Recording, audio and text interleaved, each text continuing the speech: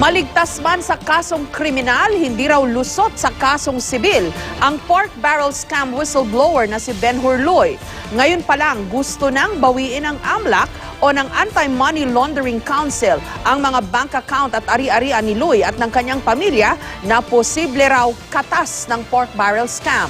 Umalma naman dito ang kampo ni Loy, dapat daw sakop pa rin ito ng immunity. May exclusive report si Ruth Cabal.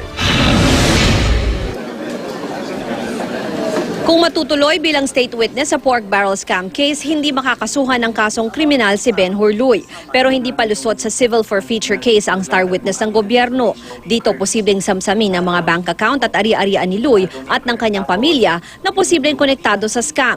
Sa kasong inihain sa Manila RTC ng Anti-Money Laundering Council o AMLAC, sinabi nitong hindi tugma sa kakayahang pinansyal ni Loy ang mga transaksyon sa kanyang bank accounts. Nakita ng AMLAC na may mga malalaking halaga na pumasok at winidraw mula sa 4 na bank accounts ni Loy noong panahong nangyari ang pork barrel fund scam. Maliit na lang ngayon ang balanse ng 3 accounts pero ang $1 account may laman pang $15,000. Sabi ng AMLAC, kasama rin sa forfeiture case ang account ng kapatid ni Loy na si Arthur na may lamang 940,000 pesos at account ng ina nilang si Gertrudes. Nasa halos 600 pesos na lang ang laman ng account. Pero ayon sa AMLAC, minsang may pinasok at na-withdraw na 1.9 million pesos noong 2010. Ayon sa AMLAC, galing daw ang pera sa isang NGO na sinasabing sangkot sa pork barrel scam. Hindi raw ito tugma sa financial profile o kakayahang pampinansyal ni Gertrudes. Kasama rin sa gustong makuha ng gobyerno ang 4 na sasakyan ng pamilya Loy. Nakapailalim ngayon sa Provisional Asset Preservation Order ang mga bank account at sasakyan ng mga Loy. Ibig sabihin hindi ito pwedeng i-withdraw o ibenta ng mga Loy. Pero giit ng kampo nila bilang state witness, hindi na dapat sila isama sa mga forfeiture case.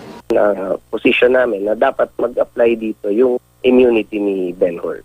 You cannot just take property from a person dahil kasama niya dati o na-associate siya doon.